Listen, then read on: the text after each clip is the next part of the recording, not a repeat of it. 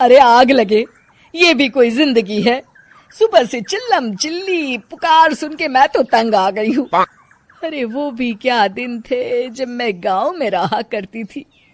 पहले बड़ी सुखी थी मैं। पहले मेरी जिंदगी क्या थी और अब क्या हो गई है। शहर में तो लोग भेड़ बकरी की तरह जीते हैं। जीने का असली मजा तो गांव में है।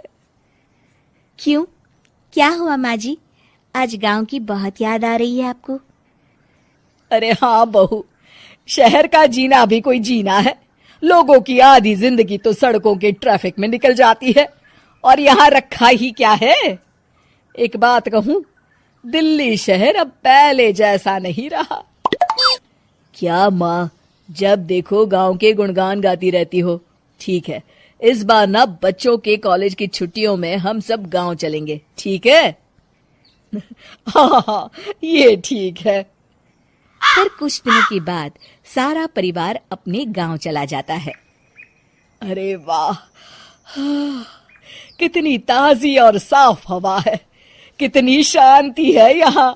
चल बहू, अब बढ़िया सा खाना बना दे, मजे से आंगन में बैठ के खाएंगे। सुशीला गांव का माहौल देख बड़ी खुश होती है। 2 दिन के बाद गांव की कुछ औरतें सुशीला के घर आती हैं।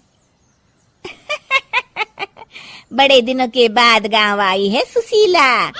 हमें तो लगा कि तू शहर जाके गांव को भूल गई। और बतिया, तेरी बहू कैसी है? जरा मिलवा तो उससे। अरे मेरी बहू तो लाखों में एक है। बड़ी किस्मत वाली हूँ मैं जो मुझे जानकी जैसी बहू मिली है। हमेशा मेरी सेवा में लगी रहती है और आज तक कभी पलट कर जवाब नहीं दिया उसने। सुशीला की बातें सुनकर सभी औरतें हंसने लगती है।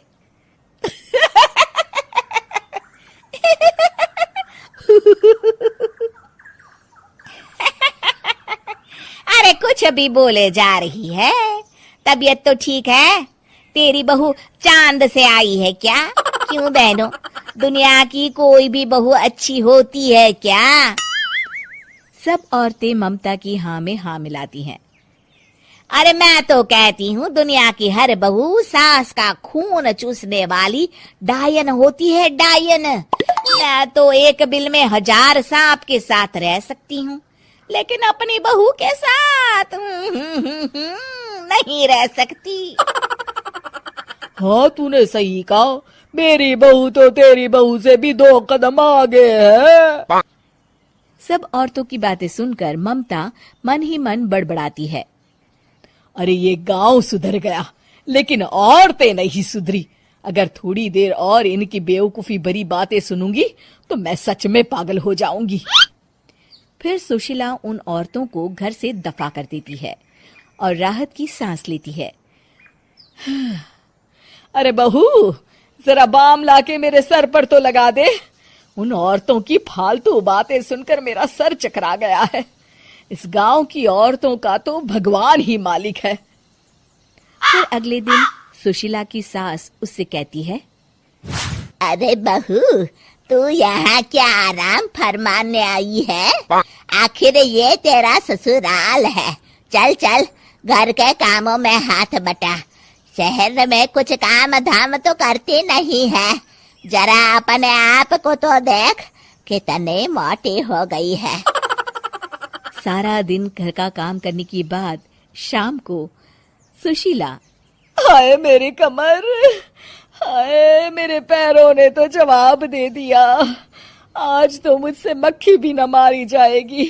अरे बहू, जरा आकर मेरे हाथ पैर तो दबा दे। जी माँ जी, अभी आती हूँ। तभी सुशीला की सास जानकी को रोकते हुए कहती है, अरे रुक जा बहू, एक दिन काम करके इसको इसकी नानी याद आ गई। हम लोग तो रोज इतना काम करते हैं, कोई जरूरत नहीं इसके हाथ पैर दबाने की। सुबह तक सब ठीक हो जाएगा। सुशीला अपनी सास की बातें सुनकर हैरान रह जाती है।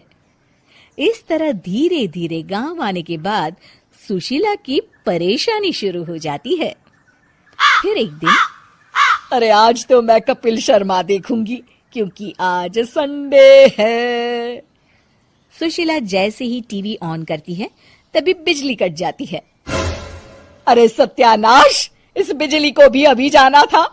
इतने दिनों से मैं टीवी सीरियल देख नहीं पाई। हमारा देश इतनी तरक्की कर रहा है, अरे पता नहीं ये गांव कब सुधरेगा। अरे अब तो 2 दिनों के लिए बिजली को भूल जा, ये तो यहाँ रोज की बात है। अब इस अंधेरे में रहने की आदत डाल ले। हाँ। हे भगवान, अब क्या होगा? ऊपर से इन मच्छरों ने जीना हराम कर रखा है।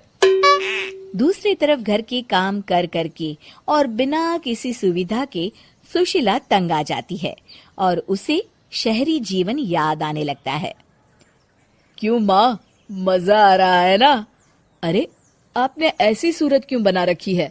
मुस्कुराइए, अब हम गांव में हैं। मोहन के साथ जानकी भी अपनी सास की खिंचाई करती है। हाँ हाँ माँ जी, आप ही तो यहाँ की बड़ी तारीफ कर रही थी। फिर अभी तो कुछ ही दिन बीते हैं, वैसे भी अब तो आप यहीं रहने वाली है ना?